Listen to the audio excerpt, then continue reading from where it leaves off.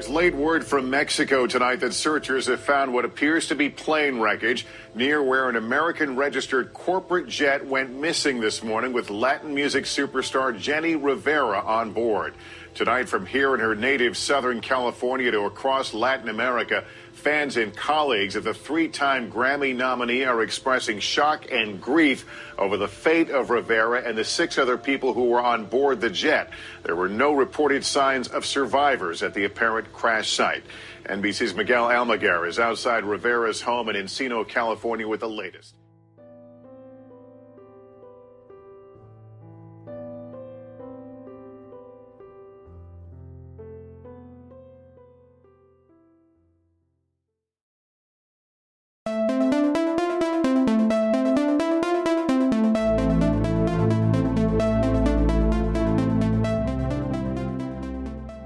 She was known as La Diva de la Banda, La Gran Señora, who had a voice to gather the masses and the stardom to take over the entertainment industry. Jenni Rivera was the leading lady in regional Mexican music. On December 9th of 2012, Dolores Janney, Jenni Rivera, shocked millions when she tragically died in a plane crash over Nuevo Leon, Mexico. The business jet carrying 7 people on board took a nosedive minutes after taking off from Monterrey, Mexico, just hours after performing her sold-out and final concert in Monterrey. There were no survivors, and Jenni was only 42. On today's episode, we will be discussing about Jenni's earlier life, her career, and her stardom. The Paranormal Association. There's been many conspiracy theories and allegations that have surrounded Jenni Rivera's death, and others who believe that foul play has been involved. There's been claims and stories from the townspeople of Nuevo Leon who believe that the voice that they hear singing in the mountains is that of Jenni Rivera's near her crash site. To this very day, Jenni Rivera is still a tough act to follow. So let's sit down, pour yourself a shot of tequila, as we talk about the life and afterlife of La Gran Señora, Jenni Rivera.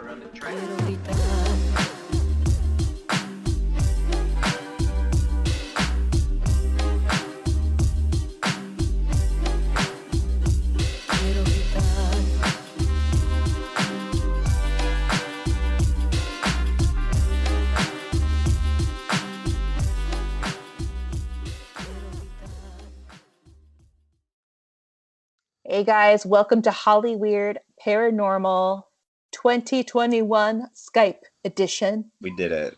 We survived another year in this pandemic. Oof, girl. Allegedly. Oh yeah. It's kind of weird because I was listening to one of our older episodes and I realized, oh, this was the first one that we did in 2020 when we got back from our last break last year. And we were sitting in my kitchen and now it's 2021 and we're sitting on Skype going through this pandemic. It's just so crazy because I've started getting, like, obviously, like, you know how your memories will pop up from, like, right. a year ago? Yes. And, like, it's like I don't even recognize that person. Like, the things that I was doing. Yeah. It's just, it's so bizarre. Like, I know we've talked about it before, but, like, I literally went to Disney the week before. I remember. Everything shut down. And, like, we were aware of COVID at that point. And, like, we were just like, okay, we won't, like, touch anything, and we'll just, like, wash our hands a bunch. And I had a friend that wore gloves and had, like, hand sanitizer, and, like, our little Disney guide had hand sanitizer. But, like, we're so lucky that none of us got sick, like, because at that time we didn't know that it was, like, more airborne. Right. So we just didn't know. And then the next weekend, I worked out at the gym the day that LA shut down. I was like, well, it'll be fine. Like, I'll just go to the gym. What? Yeah. What? It's just so crazy to think about, like, how much changes in just a year. It does, and how fast the year went. I was discussing that with my husband, and I was like, I can't believe it's already February. This is when I think we were close to our first shutdown, and here we are still dealing with this pandemic. And now we're going through we went through the third shutdown, you know? Well, and that's the thing is, like, I remember we were hearing about it at this time, but it was like, well, it's not going to come here. Like, we'll make sure. Like, we were so naive. Like, well, it won't come to America. Like, it's it's mostly just affecting like mainland China, and like all these places are being shut down. Like, we'll be okay. And then it's like it just started domino affecting so quickly. Yeah. Like once we hit March, it was like, oh no, it's like it's global. We're going to be Hollywood Paranormal 2022 coming live from a cave, you know. Next one We'll from a Morse bunker. code our little things. Exactly. Oh God. Well, guys, we are back from our much needed break. Yeah. And I know it took longer than expected because a lot of things happen, especially within our country and within our climate and everything. And Bryce and I were like, we just need to take a little longer breather. Well, guys, we decided to open 2021 by offering you this amazing story. We're going to discuss one of the most important singers that hails from Long Beach. She is a big figure, especially in the Latinx community and the regional Mexican music scene. And she is known as La Gran Señora, La Diva, or La Diva de la Banda. And that is Jenni Rivera, or as I like to call her, Boss Bitch. Yeah. So that's her unofficial name. So for some of you guys who are just tuning in, you don't know much about her, you will. We have an hour and 15 minutes just to cover. If you want more of an in-depth story, we did cover her on our TikTok. It's like literally 100 parts because you only have 1 minute in those videos, but I really go in depth.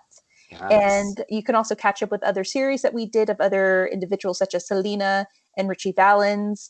And what a lot of them have in common is not only were they such huge pivotal figures in the Latinx community, but they also had a lot of unusual circumstances that surrounded their death. For some of you who don't know who Jenni Rivera is, she was a Mexican-American singer who left such a mark in her community. And she was not only an amazing singer, but she was an amazing mother, sister, wife, thrice times. Yeah. She was a humanitarian, a producer, a businesswoman with a mind for business and a voice to gather the masses. And she unfortunately left this earth in a plane crash in December of 2012 in Nuevo Leon, Mexico. So we've been wanting to cover her story for a while on our podcast. Just know that, you know, her story is a very inspirational story. It's very tough to listen to at times. Yeah. It's very complex, but it has a lot of resilience and grit to it. And we just, you know, wanted to share her story with all of our listeners because it's just such an amazing tale.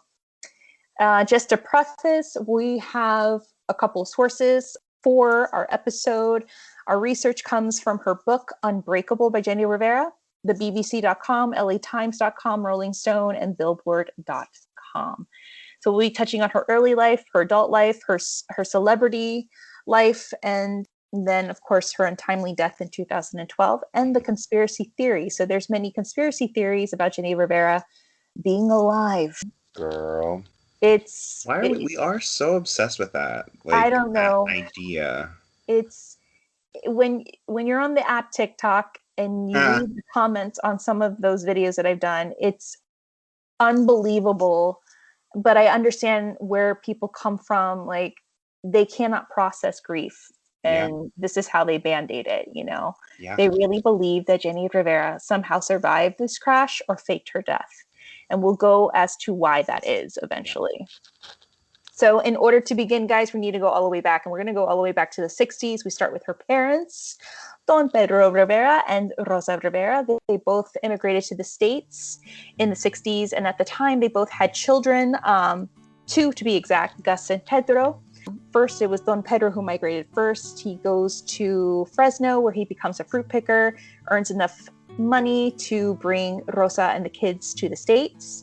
And right when Rosa gets to the States to join Don Pedro, they get busy. They get really busy. They don't waste time. So Rosa becomes pregnant with Jenni. And we learn that ever since Jenni was in her mother's womb, she was a fighter. And this is why, because Rosa wasn't planning on having another child because they were barely making ends meet. And they couldn't afford another mouth to feed. So she tried different remedies from requested by different friends to terminate the pregnancy, and none worked. So Jenni was like, I am going to come out of your hole, Mom. Like, whether you like it or not, it's going to happen. So in July 2nd of 1969, Dolores Janney Rivera is born in UCLA Hospital, and she is the first Rivera to be born on American soil. Now, for some of you who are confused, well, she goes by the name Jenni. Well, she never liked going by the name Dolores because she hated it. According to some sources, the reason why she hated her first name is because it sounded like it comes from pain. Like dolor, it means pain. Right. And Jenni led a very painful life in her earlier years, up until her death. She always referred to herself by her middle name, Jenni. Jenni and her family, they end up moving to the west side of Long Beach, which is a very rough part of town. Yes. Their family ends up growing. So now Rosa and Don Pedro has 4 boys, Pedro, Gus, Lupillo, and Juan, and 2 girls, Rosie and Jenni. So just a brief tidbit about Jenni's earlier life. She is a very precocious but respectful child. You know, she helps her mom around the house. She's a straight A student. She's a bookworm. She does very well in school. She loves baseball. And she is one tough cookie. And a testament to that is when one day she wore a dress to elementary school, and this kid was going up the stairs and he decided to cop a feel, and Jenni turns around and socks him in the face. So here we are, already learning how much Jenni is a fighter at a very young age.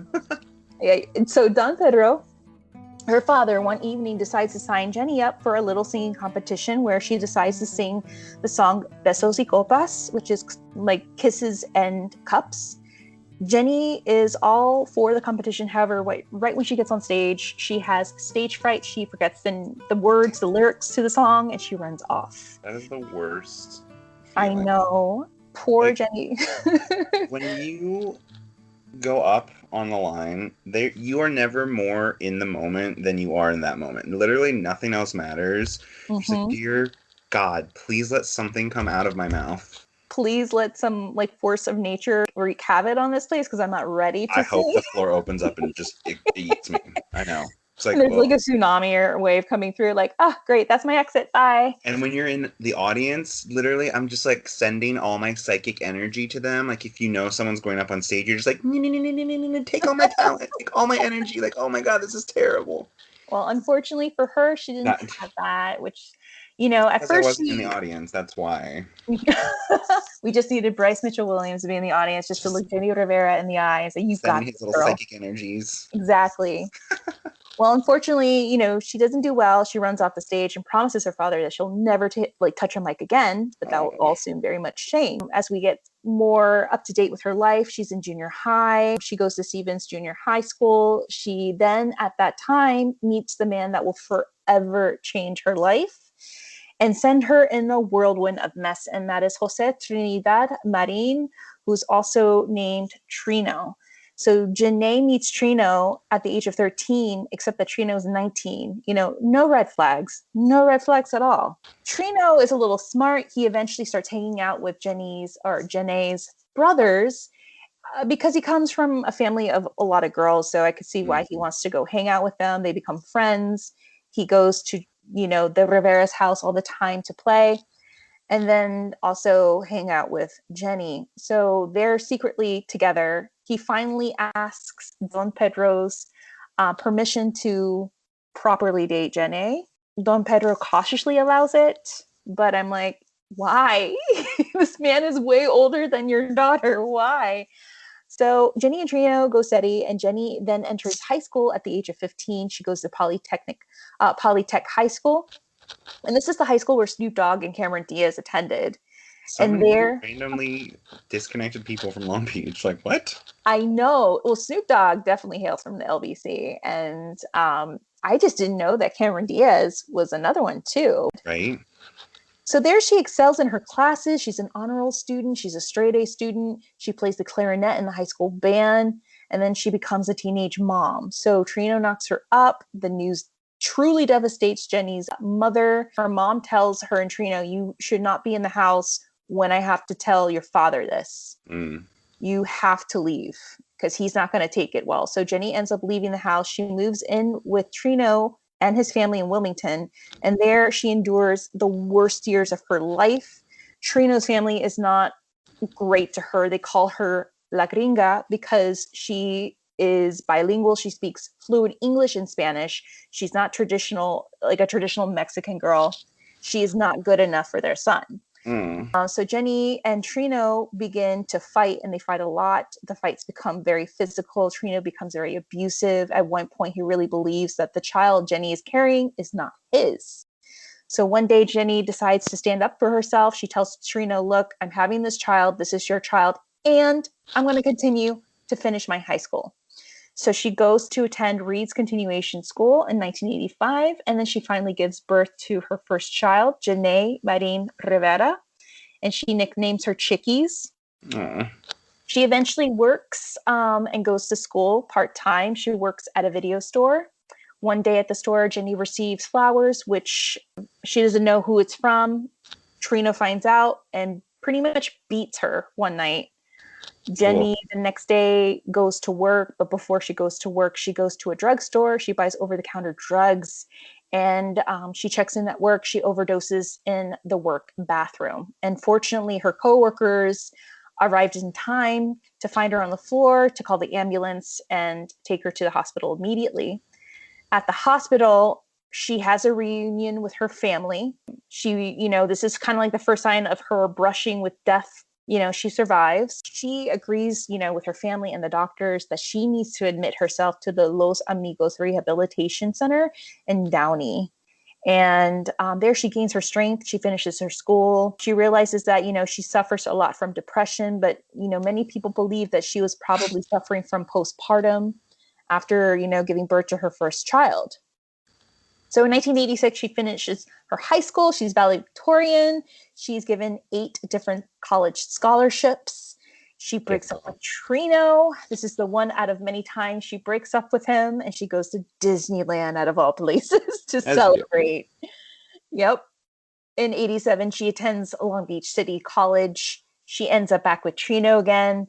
Trino continues to beat her, so she leaves Trino to move in with her family. She gets a job at Warehouse Music and at the flea markets to sell CDs to compensate and, save up more money. Then one night, Trino meets her at work at Warehouse Music, asks her to go into his car to talk. And that's where he kind of takes advantage of her. He has sex with her. And a month later, she gets pregnant again. In her book, she people were always asking, why did you go back? This was her first love. This is the first love of her life. Right. And she was very young. And even in her book, she's like, love makes you do a lot of stupid things and a lot of crazy things. She runs away again. Trino beats on her again. She is contemplating abortion with her mother. Her mother tells her, no, you need to keep the child. So she is now renting a garage out of Gus's house, her big brother. But she wants to, continue with her schooling. So she transfers from Long Beach City College to Cal State, where she pursues her bachelor's in business. She then ends up getting a job at Bank of America while helping her father manage his new label, Cintas Aquario. And to this very day, it's a very successful label. It's a label that represents a lot of Mexican regional singers. And he ends up representing, his sons who become singers, and of course, Jenni Rivera. But the one big singer that he represents is Chalino Sanchez. And if you don't know who Chalino Sanchez is, he was pretty much the pioneer of narcocorridos. And if you don't know what narcocorridos are, they are songs that talk about the cartel, narcos, drugs, having big fancy trucks, guns, and more drugs. So definitely something you do not like jazzercise too. And depending, but Chalino Sanchez is big. He was the voice of his people, of a working class in Mexico. And he, was very famous. Like, he was the Tupac of Mexico, and he made having a gun and wearing a cowboy hat a thing. So he was really big, and him and Jenni were very close friends. Even his wife was really good friends with Jenni.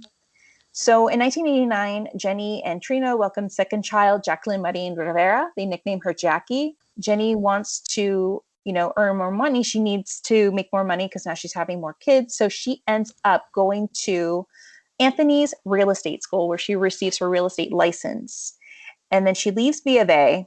She goes to sell houses for Century 21. Get this, in her first 4 months as a real estate agent, she sells 6 houses and buys her first home at the age of 20. I couldn't even sell 3 pairs of jeans at the Gap when I was working there in high school. I'm a terrible salesperson. I know. I was like, I don't know, do you want it or not? Like, ugh. I know.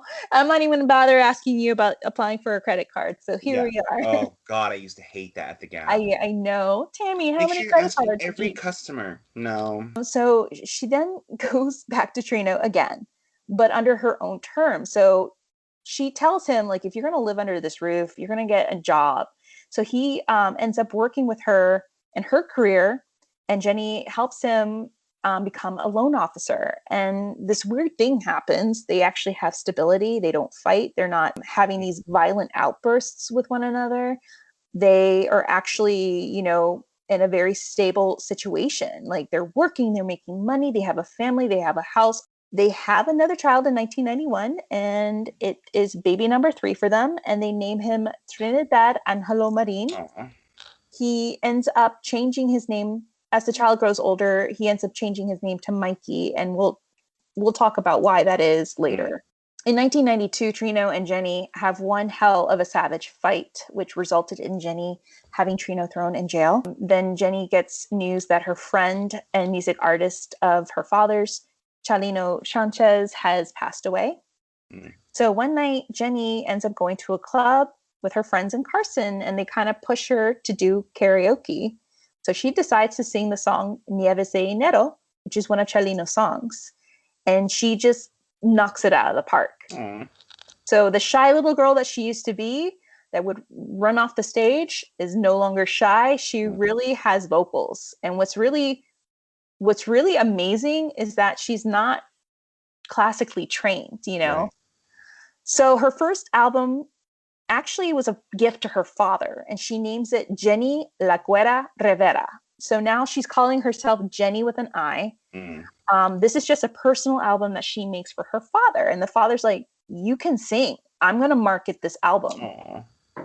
So her first album then comes out, which is called Chacalosa, which is slang for party girl. And it's released in 95. And on the onset of her musical career, she was told by many, many, many people, mainly men, that she would never make it. Girl. And this is at a time, and still today, that the genre known as regional Mexican music was and is still dominated by men.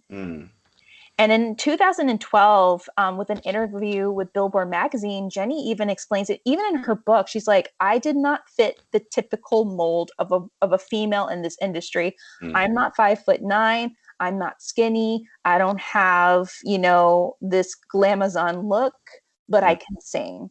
She had a lot of people slam doors in her face too. So these were a lot of issues that Rivera had to face as a female trying to crack into the regional musical or the regional Mexican genre. Yeah. So she eventually proves a lot of people wrong. She signs on to Sony Music in the late 90s and then Fonavisa Records in 99. Jenni then releases her first commercial album with Fonavisa called Que Me Entierren con la Banda, May They Bury Me with the Band. And it had a big local hit. It's called Las Malandrinas. And Jenni stated in an interview that she said that Las Malandrinas pays homage to her female fans. She also said that the song blew up and people became interested. And that's when Jenni Rivera, the artist, was actually born, was with that song. Damn. So in 1995, she meets and marries her second husband, Juan Lopez. And he's way better than Trina to a certain extent. There's still a couple of red flags. For example, he has 3 different children from 3 different women. He kind of moves in with Jenni, like doesn't ask her. He just moves into this house that she buys in Corona.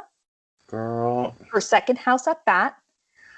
They are actually pretty good together. He really believes in Jenni and her musical career, and he really takes care of her children, the ones from Trino, and then they have their own children, Jenica and Johnny. So now Jenni at this time has 5 children at this point. And the best things about these pregnancies was that it actually helped her career. She was worried that it was going to plummet her career because It proved to her female fans that you can be a mother, a wife, and still pursue your own dreams. Yeah. And soon Juan is sent to jail for immigrant smuggling. Jenni goes back and forth to visit Juan in prison and then faces another horrible episode. One night in 1997, Jenni describes in her book, she is followed and raped in front of her house after shooting the music video for La Chacalosa, which was at a nightclub. And in her book, Unbreakable, Jenni describes how she encountered a man with green eyes asking if she was El Cinco's lady. And this was the same man that raped her. El Cinco, I believe, was Juan. And Juan dealt with a lot of, interesting people. Let's just put it that way. So Jenni carries this burden with her, and she doesn't open up to anyone about it until she writes about it in her book. But she eventually opens up to Juan after he is released from prison. Soon after he's released, the marriage then declines. He's having infidelities and affairs with other women. And then he's later arrested again on charges of dealing drugs. Girl. He later dies in prison in 2009 due to complications of pneumonia. Ugh. 97 is still not the best year for Jenni. In her career, yes, but in her personal life, no. She hit some major burden.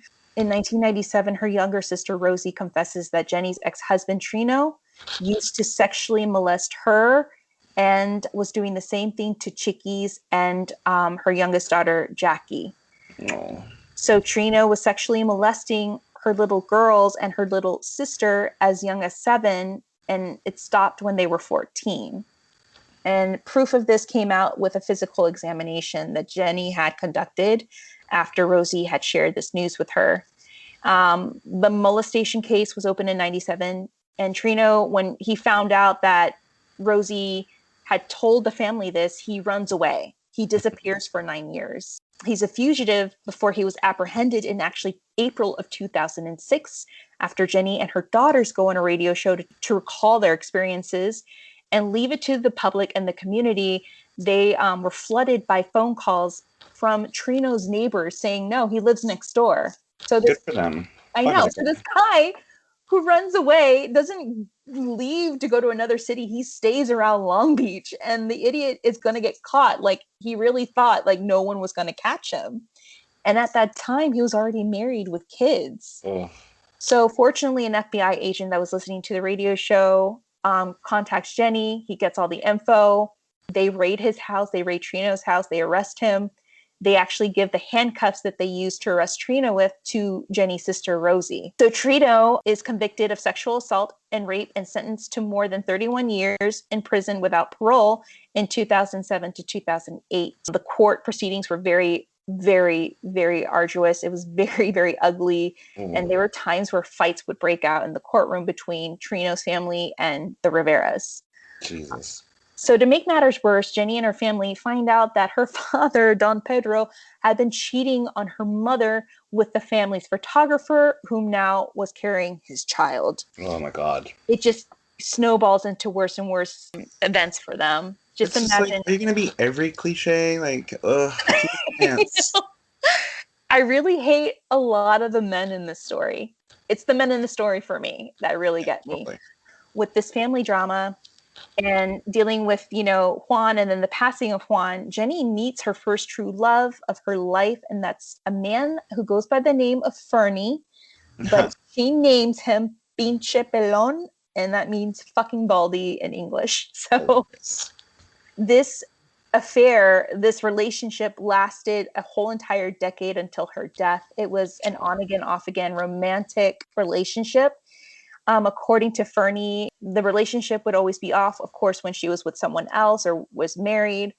Ultimately, it was a friendship that evolved through the years from the moment they met when he was working on a radio station in Los Angeles.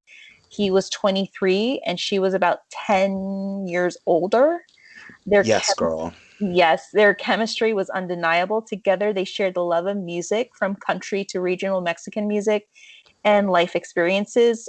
Jenni in her book even describes Fernie as her first true real love.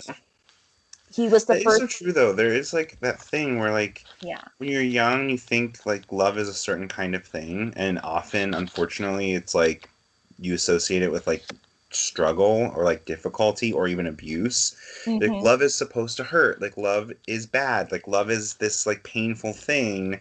And then like you meet someone as an adult who like doesn't treat you like that. You're like, oh, got it. It's like this is what it actually is. So that's so and sweet. that's what that, she like, felt. Yeah, exactly. Everything that you said, Bryce, is exactly how she felt. Yeah. She was like, this is what it's supposed to feel like. I didn't feel this way with Trino. I kind of felt this way with Juan, but I feel it with this younger man. That's so and sweet.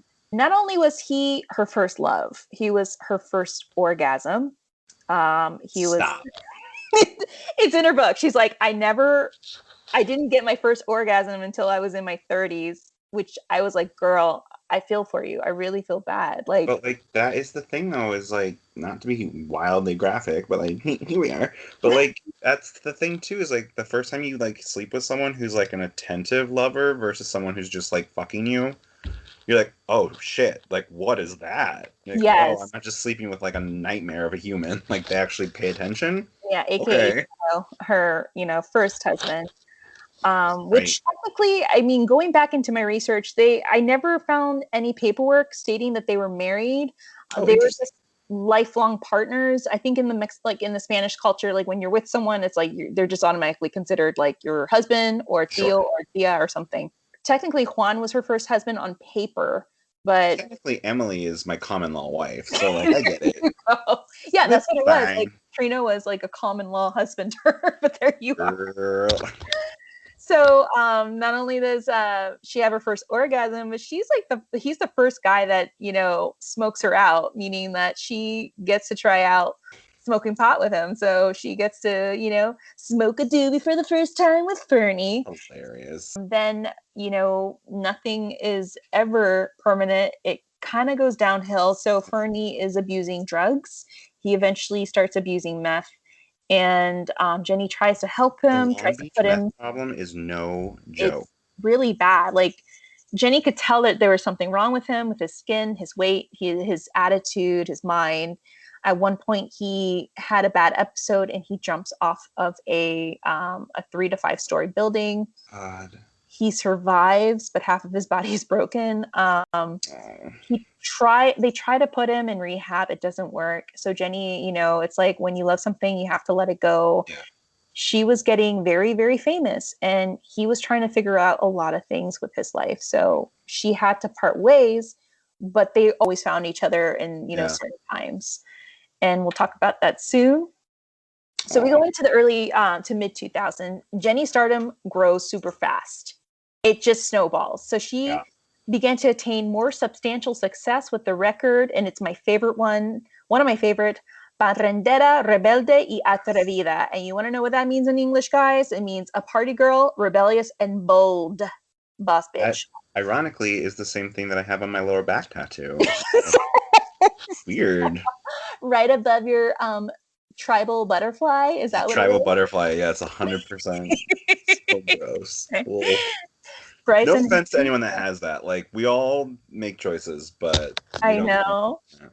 One of my friends got a tattoo on her right side of her back, and she's like, "Look, it's not a tramp stamp." I'm like, "No, it's an indie tramp stamp because it's on the right." You're breaking boundaries. I do not have any tattoos, but I almost got a tattoo in Thailand, a la Ed Helms in The Hangover. And then I had, like, thank God, a moment of clarity. And I was like, this is how you get hepatitis. Like, you need to leave. Like, I was at the tattoo parlor. It's like, oh, no, don't do this. Don't do this. Okay. Let's see. So she releases this album in 2005. And the album, it goes to gold and then it goes platinum. Crazy. And she is set to play at the Kodak Theater, which she sells out, and she becomes the first female banda singer to sell out the Kodak. She bursts out into the scene with her follow-up album. My other second favorite is De Contrabando, or The Contraband, which she tours with for the first time in Mexico. So you guys have to understand that Jenni Rivera is a Mexican regional artist, but she has to tackle the masses in Mexico, and it's a different breed compared to the West Coast here. Totally. So that is her first big test. If she can grab them, then she's made it. So she performs in Guadalajara, Mexico, and it's a concert that can definitely make and break you. She does an amazing job. Like, Mexico loves her. She's set. She's completely set. She's done. In 2007, she releases Mi Vida Loca, which debuted #1 on the regional Mexican album charts and #2 on the top Latin album charts. In the US, the album garnered an award for Regional Mexican Album of the Year in 2008 at the Latin Billboard Music Awards. And in a 2011 interview with Billboard magazine, she stated that was more of Jenni telling her story through music. My life has been so put out there by the media that I figured I might as well put it out there myself in my own words and let the music speak for itself. She already was being in the tabloid eye. She's getting involved in a lot of drama with a lot of other Mexican regional singers. And to be quite honest, I was shocked and upset to learn that these singers were female. And Jenni had to not only defend herself from the males in the industry, but she had to defend herself from the females in the industry. There were a lot of catty women. Jenni was always in the top 5 of the Billboard charts. Her albums were going platinum. She was now receiving success, and no one could be happy for her. Yeah. So that same year, she releases another album called La Diva en Vivo, a live album that consisted of songs recorded with a mariachi band, which garnered her second Latin Grammy nomination for Best Ranchero Album. That year, she was the only female singer nominated in that category, and the album was recorded in the Gibson Amphitheater in Universal City, California. Jenni sells out the concert, which led her to become the first female banda singer to do so. So she sells out the Gibson Amphitheater. And then her 10th studio album, Jenni, releases in 2008. It's #1 in the Billboard Latin charts. The album led Jenni to win her second Lo Nuestro award for Banda Artist of the Year, becoming the first female act to win the accolade. Crazy. So yeah, she was going to have a lot of haters. A lot. Yeah. In 2009, she changes course and recorded her first full mariachi studio album titled La Gran Señora, which garnered a Latin Grammy nomination for Best Ranchero Album. It peaked #2 in the Billboard top album charts in the US, and she also became the first Latin artist. Get this, she becomes the first Latin artist to sell out the Nokia Theater in 2009. That's so crazy. And then we go into arrests and scandals. In 2008, this is like bad girl banda right here. So Jenni gets arrested in Raleigh, North Carolina for allegedly hitting a fan. During her concerts, fans would all of a sudden throw beer cans at her. No. Yeah. So at one point, Jenni, when she gets hit by this beer can, she grabs the fan, she kind of berates them, she kind of punches them, and then the fan calls the police. And after Jenni fuck off, like, you're gonna be a little shit, and then you're gonna call the police too. Yeah. Ugh. Yes. So Jenni gets done with the show, and right after she gets off the stage, they arrest her. But she is only detained for a few hours. She's released for very shortly for $3,000. In October 2008, it was the year of sex tapes. So we have Paris Hilton, Kim Kardashian, Jenni Rivera comes out with a sex tape. Crazy. And then in 2009, she is arrested at the Mexico City International Airport. She failed to declare $52,467 in cash that was in her purse. At first, she thought, look, we've all been. You just forget that there's $52,000 in your purse. It's just sitting there. Ugh, how can they expect her to remember all of that? Right. And at that time, Jenni was being told, hey, you're going to go here and sing. You're going to collect this cash. Then you're going to go here the next hour and sing for 30 minutes. And then you're going to collect that cash. And at that point, like, she was just making money right and left. And in Mexico, like, when you're doing private shows, girl, especially with drug cartels, because that was also proven that she was hired. I think it was through her booking manager. I think her booking manager just booked her everywhere, everything. And I think at that point she was like, wait, who am I performing for? Really? Okay, I guess. Well, they're going to pay me what? $300? for 300,000 for an hour. All right. Okay, that's fine. So Let me tell you about the things that I would sing for 300,000 an hour to whom I would sing them. There is almost no one on the planet that I'm would a not be Barbie getting girl in the Barbie world. Life Absolutely. is fantastic. In People drag, always, you do it, people right? always do that. They're like, "Oh, like, would you do this for X amount of money?" I'm like, "Yes." I don't understand the question. What would Bryce do for 300,000? That list is very long. There is not that many things that I would not do. Let's just be real honest about that. I have You have student a lot of loans. time on your hands. I would go over that list with you. Yeah, that's a different episode for sure. So she's caught with all this cash. Jenny explains that she thought she only had 20 grand, but in customs, the rule is you have to declare anything that's over 10,000. So she's arrested. She pays the 8,400 in fines. She's released. And Probably then from the cash that was in her purse. So in 2011, Jenny receives a call from Edward James Olmos to participate in a little film called Philly Brown, starring James himself, Lou Diamond Phillips, and a young Gina Rodriguez. Damn. It's her first acting role. She takes on the challenge. It's Edward James Olmos. Like when he calls, you do answer and you do what he says. You learn how to act.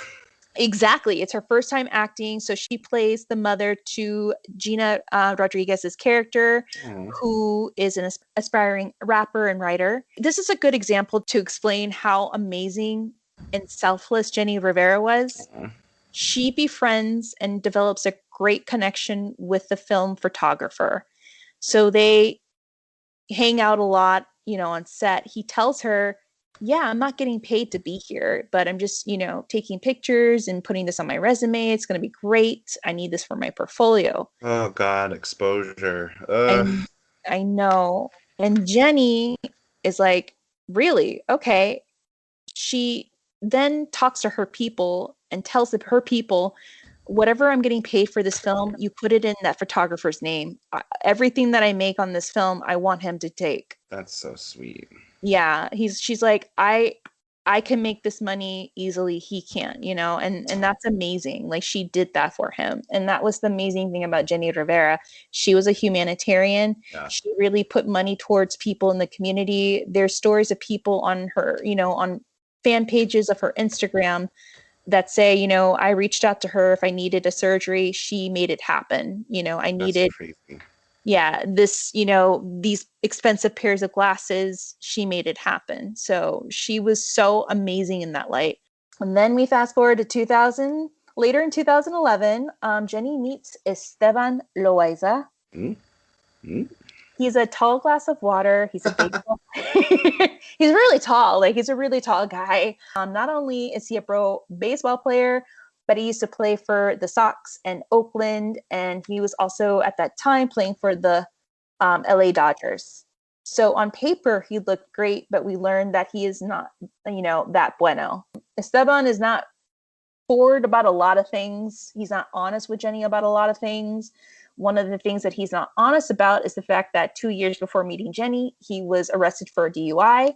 Jenny, in her book, describes her love for him as mature, but it wasn't the love that she had for Fernie, They're on again, off again, but eventually asks for her hand in marriage in 2010. Damn. They are married, and it does not last very long. Aww. Yeah, but Jenny's career goes from really, accelerated to on steroids. Mm-hmm. So Jenny becomes a producer on Mundo Dos, which is a reality TV show that produces Chiquis, her daughter, and Roxy. Then the show turns into a spinoff of I Love Jenny, and it becomes a big hit. So Jenny works as a coach the second season of the Mexican talent show La Voz, or The Voice in Mexico. And then in October 2012, People in Español named her one of the top 25 most powerful women. She opens two boutiques. She starts a taco truck business. She's now an actress. She's a producer, a humanitarian. She's just on a roll. Also, she is named a spokeswoman for the National Coalition Against Domestic Violence, a proclamation that was given officially naming August 6th as Jenni Rivera Day by the Los Angeles City Council for all of her charity work and community.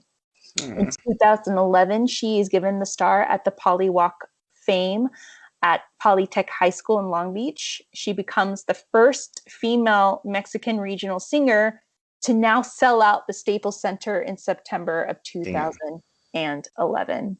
It's crazy. Now, with celebrity comes threats, and Jenni Rivera was getting a lot of threats, especially while she was touring in Mexico.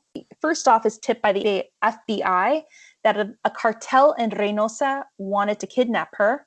At first, she's like, should I cancel the concert? The venue where she was supposed to have the concert tells her you have to do it or we're going to hold your assistants hostage. So she decides... venues, they are insane. It's like this dark underside you don't think about, but like musicians get blackmailed by venues all the time. Absolutely. Just another thing to be angry about. Carry on. So the FBI tips Jenni about a cartel that might possibly kidnap her. It's a major threat that, you don't take lightly, especially in Reynosa. So Jenni plans with her people that she's going to travel from California to Texas, take a 14 Hummer caravan of military personnel that will escort her in and out of Reynosa. So she goes to Reynosa with this caravan. She does the show. She goes back. Success. So her stardom continues to go to overdrive as she's turning more records into platinum. She has a radio show called Contacto Directo. She is in talks of starting her own English album, possibly doing an English talk show where they're pretty much claiming that she's going to be the next Spanish Oprah. And then there's this thing that happens out of nowhere. It's the sex tape heard around the world. I'm just going to touch on a couple of bullet points here. So one morning, Chiquis, her daughter, she opens a text message from her mother stating that she is no longer welcome in the house, that the locks have been changed because of a surveillance footage that captured a supposed sex act between Chiquis and Jenni's third husband, Esteban. According to Chiquis in many interviews that she had done, she and her family, along with Jenni and Esteban, they go watch a movie one evening. They come back. Jenni drops them off, then leaves to go run an errand. And supposedly, Chiquis was caught in the 6-minute segment inside the bedroom of Jenni and Esteban. Oof. And according to Jenni, or the people that were around Jenni, from what others claim, they believe that something happened. People believe that Jenni was already being surrounded by a lot of negative people that were putting a lot of bad things into her head. Right.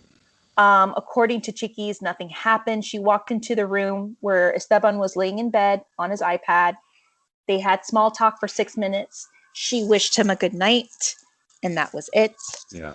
According to those who viewed the footage, they said that they saw nothing, that it was very grainy. You just see Chiquis and Esteban in the room. They're talking. She leaves. Esteban goes into the bathroom, comes out in a towel. It was the biggest thing that happened before her death that kind of blew up in the Spanish tabloids. Right. So this leads Jenni to file a divorce from Esteban, and a separation between mother and daughter happens. Jenni refuses to talk to Chiquis. And then Jenni goes and does her tour in Mexico, where she goes to Monterrey in December of 2012. And there she performs one hell of a show. She does a song called Paloma Negra that she dedicates to Chiquis, kind of like an olive branch. Like, you have my forgiveness. There's even reports stating that, Jenni and her were supposed to reunite at a Christmas get-together with the family. They were going to bury the hatchet, but unfortunately, that doesn't come to be because on December 9th of 2012, Jenni hops into a Learjet 25 with her team at 3 a.m. They were supposed to fly to Toluca, and they never make it. Yeah. And you have the info on that, Bryce. Yeah. So first, I will just lightly kind of just give like the straight up facts in terms of like because then there's so many things that are like surrounding the crash itself. So we'll kind of, we'll get into that separately. Just because, it was the culmination of so many other disparate parts of her life. And it's like, oh, these things came together in like really weird coincidences. Like, that's odd. But basically, like you had mentioned, they had done the concert in Monterrey, and Jenni, and 5 other members of the tour were flying back on her private Learjet, Learjet 25, and it actually had technical difficulty previously. So she actually had issues with this jet before, which, like, again, what a strange sentence to say, like, my jet is having issues. Right. So she leaves, and they actually left around 3 a.m., like you had said. And there was supposed to actually be 6 people on the plane. Gustavo Adolfo Infante, a reporter, he claimed that another singer, Alejandra Guzman, was actually also supposed to be on that flight. But wow. they were waiting for her, and she was late, and they ended up leaving without her. And so that she basically missed this flight, and then the plane, like you mentioned, never arrived. They leave the Monterrey airport around 3:20 in the morning, and they are supposed to fly to Toluca, which was where she was filming La Voz, as you had mentioned. Unfortunately, they lost contact with the plane, and that's it. Like, they basically, 15 minutes into the flight, they lose contact. And that next day, they find the wreckage of the plane. It looks like it was... there were no survivors, and there were 5 passengers and 2 crew members. And they basically reported that the plane had, like, completely disintegrated on impact. Mm-hmm. And as I mentioned, there were no survivors, which is actually a little atypical of how smaller jets crash. So that was sort of the first weirdness, that it had essentially full-on disintegrated, as opposed to, like, I don't know, there was some question about the way it crashed. She is then buried on December 31st, so roughly 2.5 weeks later, in Long Beach. And basically that is sort of what starts the speculation, we'll say, about the cause of her death, the circumstances of her death, and whether her death is actually even real. Because there was such a delay, and her father went on and said that it was because of legal issues and because of international issues, that, like, the plane crash had happened, in Mexican airspace. Obviously she was in Mexico when she died, and so, like, he said that was the issue. But basically it causes this media storm of, like, speculation and false reporting and sightings of her because of the delay. So the U.S. and Mexican government do investigate the crash, and 2 years later, in 2014, they actually closed the case because the cause of the crash is not able to be found because the plane is so disintegrated that there's no way to determine what officially caused the plane crash. So they actually just closed the case. Mm-hmm. And basically they just say that it disintegrated upon impact. And officially, the probable cause was loss of control of the aircraft for undetermined reasons. Right. So, like you had mentioned, this is a woman at the height of her career, even at the launching point of even bigger success. So I think in general, we are quite fascinated when people like that die, because even though she was in her 40s, which by a lot of standards in the entertainment industry for a woman, that's, sometimes considered past their prime. But for her, she actually was, like, on the precipice of, like you mentioned, becoming such a large mogul.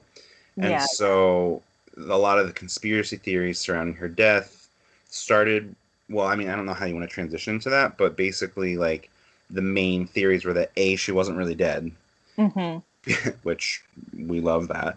And B, that she had actually been targeted for assassination by the cartel, and El Chapo specifically allegedly had, like, put in the process to have her killed. So people very much were not believing, and to this day, like, you had even mentioned before we started, but to this day, there are people who believe that she is alive.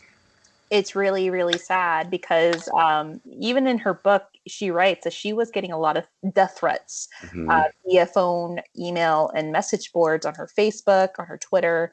You mentioned El Chapo, who is connected to La Barbie. El Chapo is the father-in-law to La Barbie, who was a part of a big cartel.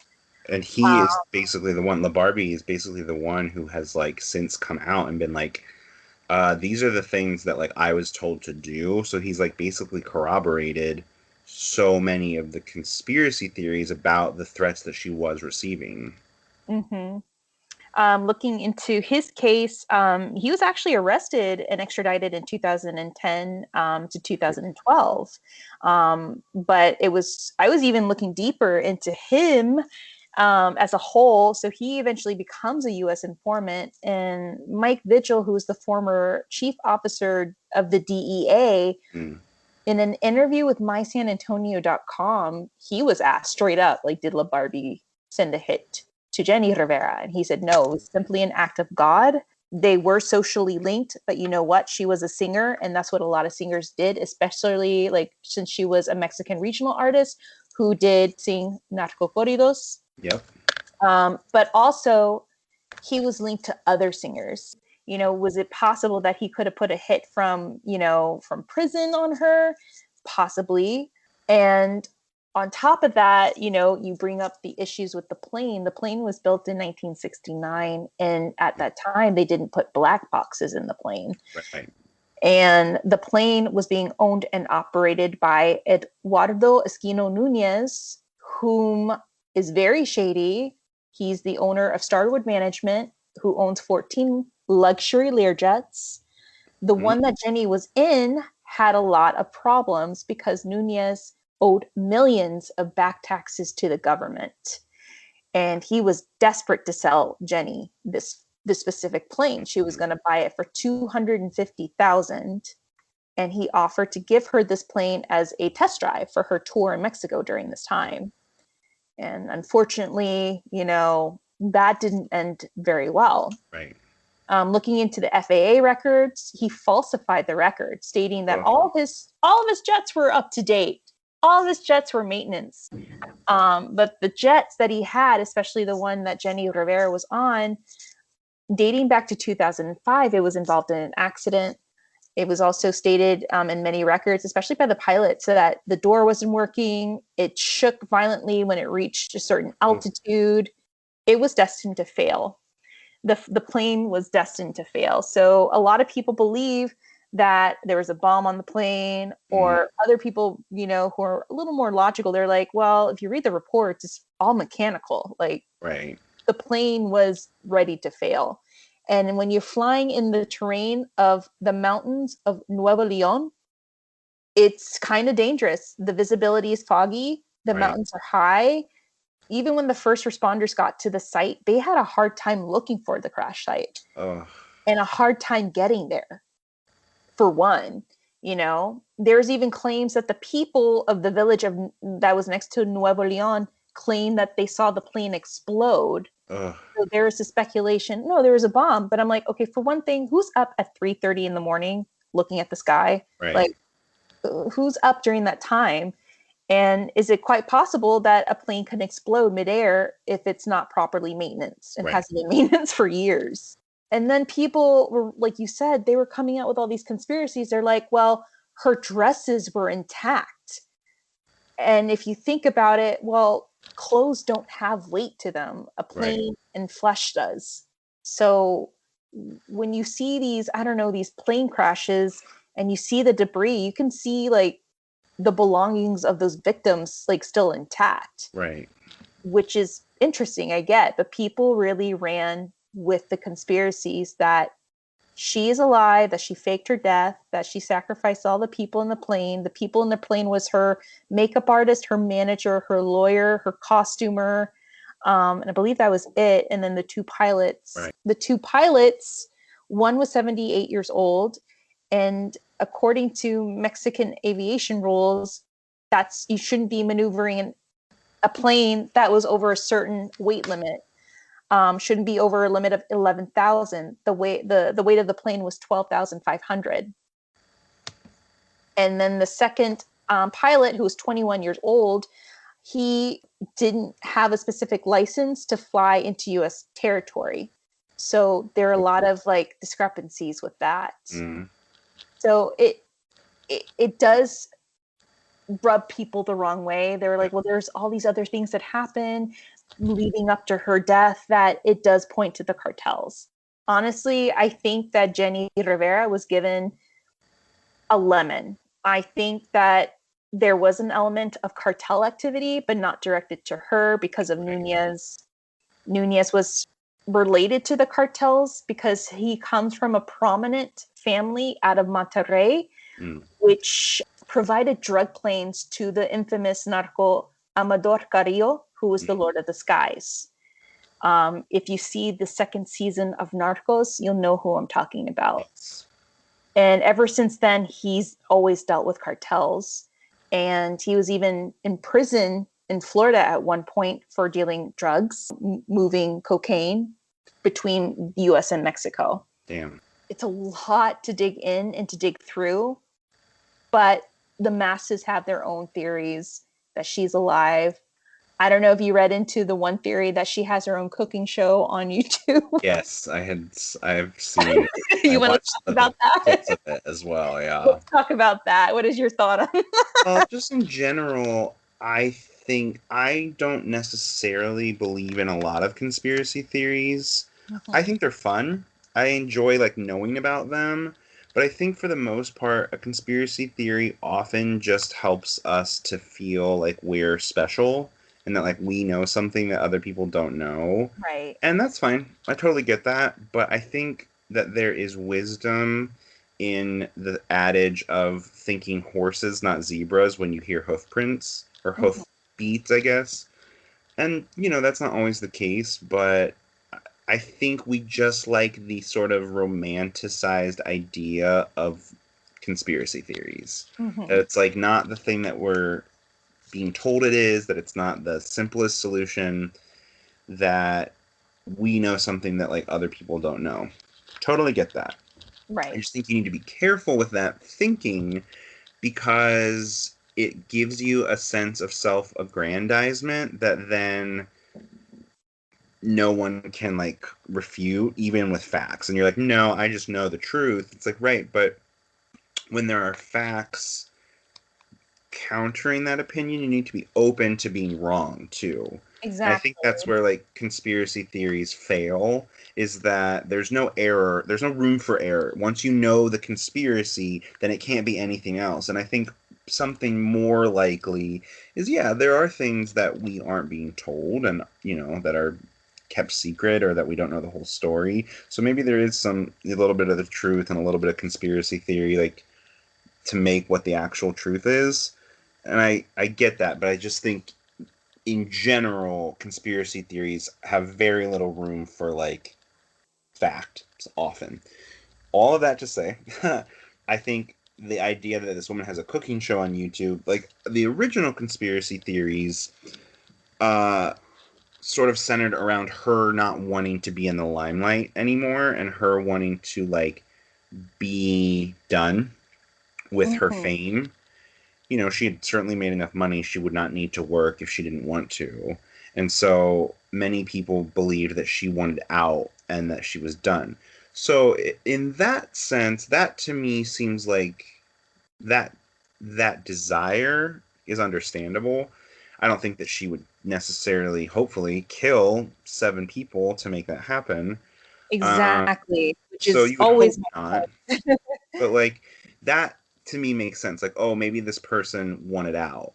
Then it makes no sense. Well, if they wanted out, why would they be trying to get back into the limelight through YouTube, through TikTok? You know, she has so funny body double. When I was doing the series on her on TikTok, man, the amount of comments of people, she's alive. I have proof. I'm like, what's the proof? She faked her death. But where's the proof? Right. Well, she has a YouTube channel. I'm like, what? And for those of you that are probably trying to figure out, like, what's the YouTube channel? So back, I think it was in 2017, I could be wrong, or a little later, but this woman comes out with a YouTube channel called You Cook, I Cook, We All Cook. And what was so mind-boggling about this channel and so interesting and odd was that the woman doesn't show her face. Mm-hmm. She shows herself cooking these Mexican dishes. But the one thing that triggered a lot of people was the fact that she sounded identical to Jenni Rivera. The way she talked, the way she, used her choice of words, her hand. And at one point, this woman in the video starts using cooking utensils that have the butterfly. Jenni at that point was known as La Mariposa de Barrio, the butterfly of the barrio.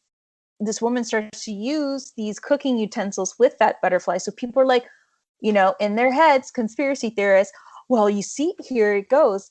That's her. Her hands look the same. She sounds the same. She has the utensil. She's cooking the exact same meals. The craziest thing is that Jenni's family has gone on YouTube, on interviews, and they've said that this is not Jenni. It's a woman named Crystal. We've spoken to her because we kind of feel like she's done this on purpose. Mm-hmm. And because of the attention, she stopped. People were actually calling her Jenni. Yeah. But her family members, like her children, and even her aunt, Jenni has an aunt called Aunt Pita, who goes on YouTube and she interacts with Jenni fans. And Jenni fans are always asking her, where's Jenni? We know she's alive. She's like, guys, she's not alive. Right. She is gone. I don't know how many times. And that's the thing is now, because you're so convinced that you're right, you're forcing this family to relive the death of their loved one to try and convince you, a stranger, that they are actually dead. Like, ooh, that's not a great look. It's not, but leave it to Spanish media. They really didn't help. I even presented in the TikTok videos about her life that website by the name of Hoax Slayer by Michael Christensen proved to the masses that it was a hoax, that it was a website by the name of Nota El País that came out with the story of Jenni Rivera faked her death. She's alive. But it turned out that Nota El País was stealing logos from CNN, the BBC, to make them look credible when really they were falsified. So that was called out. But people are like, no, like, I know what I read and I know she's alive. And now I was even being told just this morning, I just got a message from another one of our followers. They're like, no, she's alive. I know this because I have proof that one of the pilots survived. It's a man by the name of Jobs or Cobbs. And look, I have an interview from, Univision. And what ended up happening is one of the pilots that was maneuvering the flight at the last minute changed with this gentleman. He wasn't on that flight. He didn't survive. And people used that and kind of turned it and twisted it as the pilot survived. One, this guy is 78 years old. Is he trained to use a parachute? Is he capable to use a parachute at his age? Like, I see a cane in his hand. Like, I mean, it never adds up. It really doesn't. Yeah, and there's the woman who is like a body double, not a body double, but she was like an impersonator. And she has like a TikTok following, and people are convinced that it's the real Jenni Rivera. And she has the same swimsuit, and she has the same outfit that Jenni wore at the concert in Monterrey before she got on the plane. And like, they think it's the same thing. Like, it's all these little signals that she is alive and she's like trying to tell us. And it's like, right. But again, like, you have to understand the industry. Like, I don't remember if you ever watched back in like the early 2000s, they had a series about the woman who was Anna Nicole Smith's body double and like impersonator. It was very interesting because this woman was like losing herself in a way because she was so good at impersonating Anna Nicole, but like everything that she did was not for herself. So she's like, if Anna Nicole gains weight, then I gain weight. If she loses weight, then I lose weight. Is like her whole life was wrapped up in like, and she was doing like appearances as Anna Nicole, and she answered to her, and she was just like, it's like I wake up and I don't remember who I am.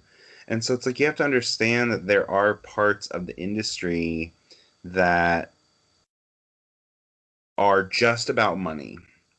And that even though these people are entertainers, they're seen as a product mostly. And so what better way to like maximize the output of your product than to hire someone who looks like them so that they can make twice as many appearances, for example. And so, you know, again, it just goes back to like, if you're looking for facts that just confirm what you already think, that's not really looking for facts. So it's like this woman who's maybe a body double, an impersonator, she has also been asked by the family to cease and desist and like to not call herself Jenny. And it's just, you know, ultimately at a very human level, it just comes down to like continuing the family's hurt, I think. Oh, they're still in pain. Like I always tell people, you know, you say that she's alive, but when you see footage of her children mourning the loss of their mom, you know, how can you counter that? Speaking of the children, after Jenny's passing, Jenny did something amazing before her passing. She prepared them for, I guess, a career in reality shows. So after her passing, they come up with a spinoff called Rivera's, and it's just based on her children, Chickies, Jackie, Mikey, Johnny, and Jenica, and how they're moving forward since the passing of their mother. And I think there's one season, I think it's the first season, where you see them packing up her life, and they have to move out of the house. Jenny was living in I believe it was in Encino, in this beautiful mansion. And the kids, they couldn't afford to live there. It was like, it's a lot of money to maintain that house. So they had to leave after a certain time, and you see them packing away the mom's clothing. They barely can't even work because they're so distraught. I see that. I'm like, how can you tell these kids that their mom's still alive? It's really, really sad. Another thing that happened, and I will bring this up too, it's kind of like the Paranormal Association. People now bring up conspiracy theories, and then to follow is the supernatural element. So people were coming up with pictures of their own theories that some supernatural elements or bad omens were occurring before her death during her concert. So people brought up the fact that her stage was in a shape of a cross. They believe that the cross was a bad omen, but I'm like, when I think of the cross, I think of Christ, I think something positive. But people are like, no, it's kind of odd. I'm like, it's not odd, because the arena that she was performing in Monterrey was a theater in the round, and Jenny liked to interact with her audience, so she needed extensions to walk to the north, the west, the south, and the east end of the arena. So that made a lot of sense. And people were like, no, it's a bad omen. I'm like, oh my God, do what you will. Yeah. There's just like, sometimes there's no arguing with people. And then another one, it obviously looks like a Photoshop picture. I tried making a TikTok of it, and people took it the wrong way. I was trying to discredit it. I was trying to mention in this specific photograph, you see Jenny in the middle of the stage. There's this dark, shrouded looking blob. People were like, oh, that's the Grim Reaper. That's the Grim Reaper. Or that's Santa Muerte. And they blew it up. And I said, no, it's not what you think it is. It looks Photoshop. And look, there's different angles of her in the same spot, her arm raised up, mic by her mouth. Right. And you don't see that figure anywhere. It's a fake. It's non-credible. And people were like, no, it's the Grim Reaper. Oh, it was the Grim Reaper. It's negative. This image is negative. I'm like, oh my God, you guys really missed the point. You really missed the point on this. But again, it just goes back to, like, if you want something to be true, then you close yourself off to, like, the potential to be wrong. Right. And a lot of people, especially her fans, are very closed off, Yeah, and I get it. Like, it's sad. Yeah, it's really it's very sad. sad.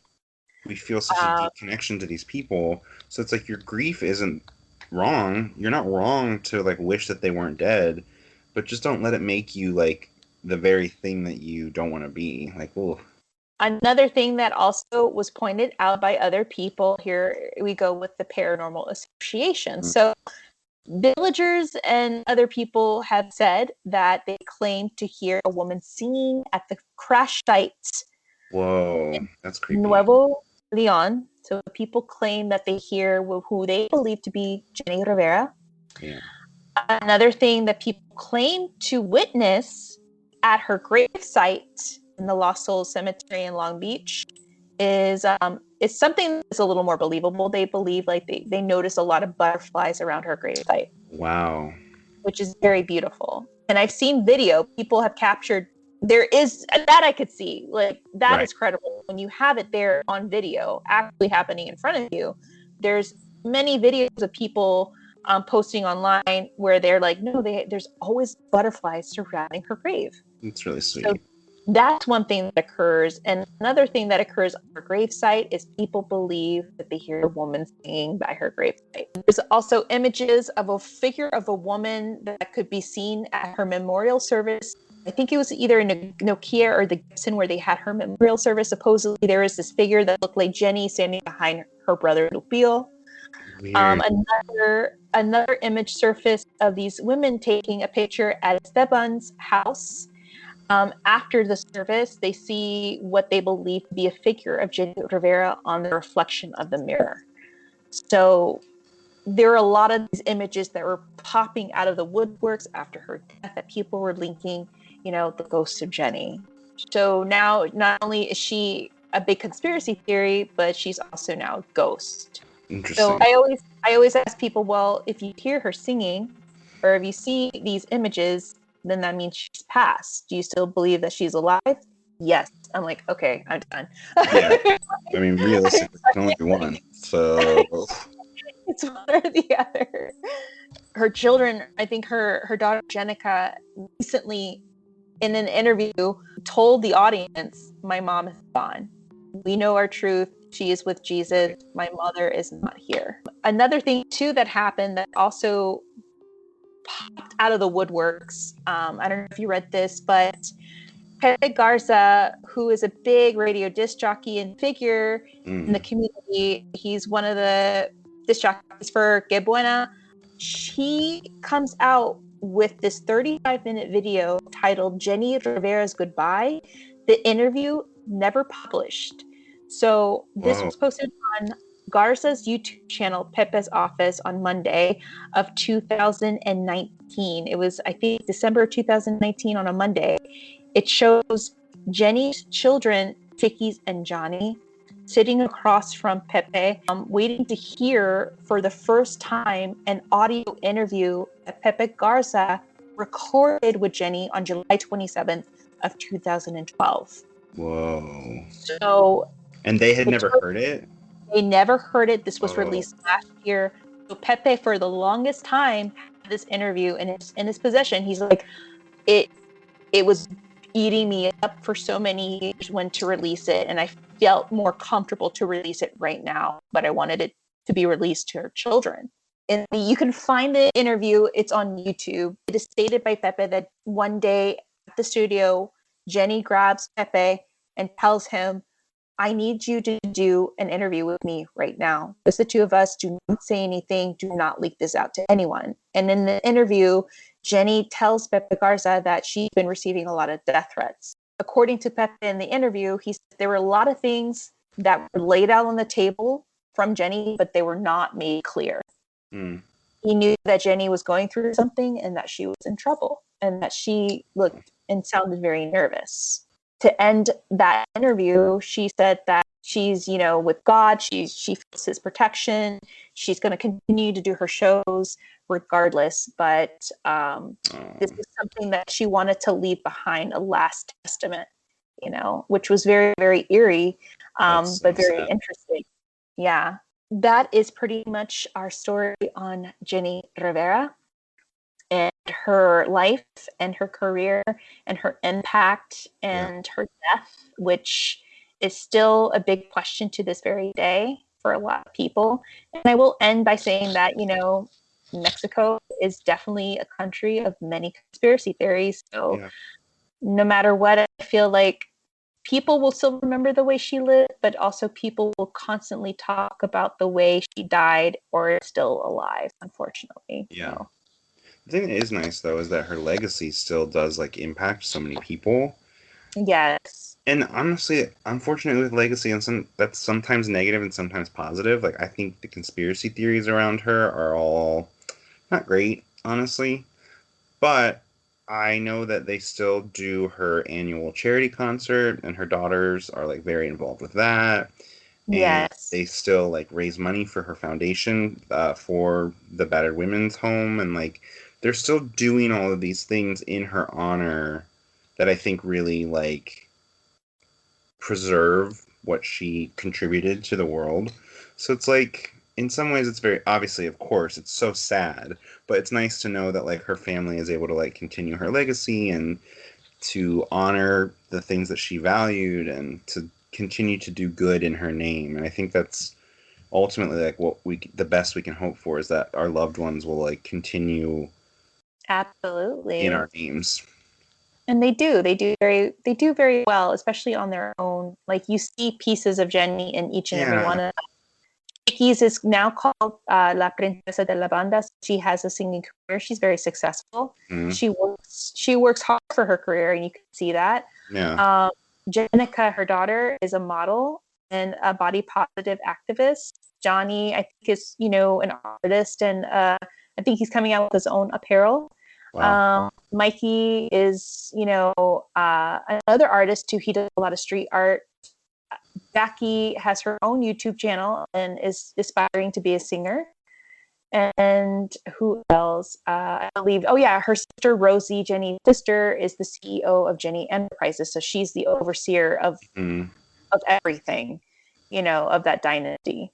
So that's pretty much where they're at this point. And you could still kind of tune in to take a glimpse in their lives if you watch the show, The Riveras. That show was so popular, Bryce, that it went 7 seasons. I think the last season was released in 2018, 2019. That's crazy. So they were already taken care of. Like, Mama was watching them. Mama prepped for that. So, yeah. Mm-hmm. So, guys, that was our episode of Jenni Rivera. Thank you so much for tuning in.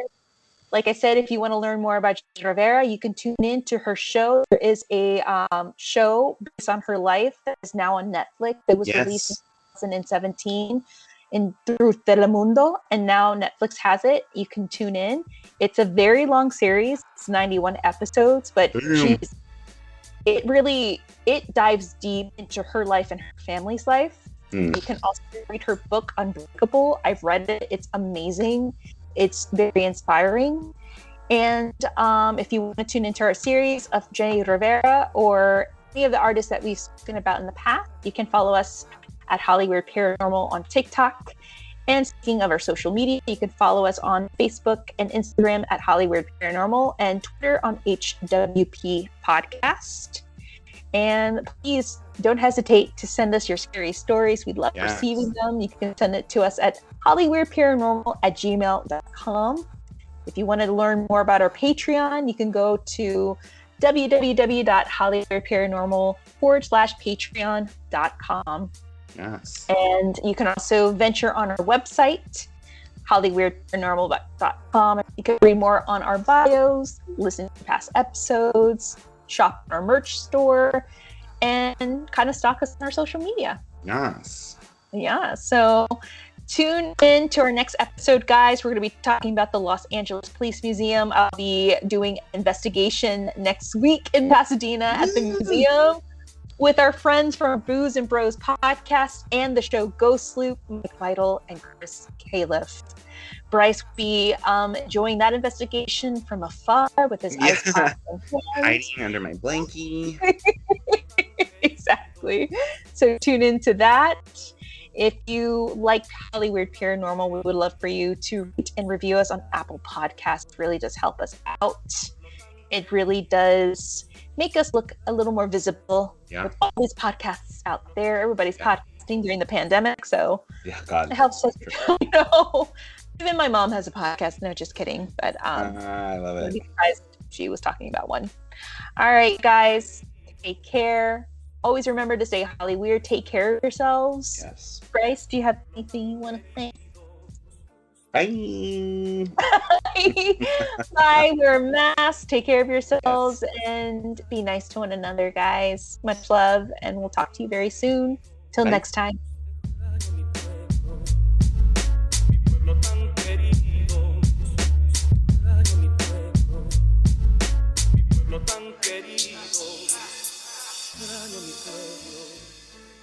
Mi pueblo tan querido, extraño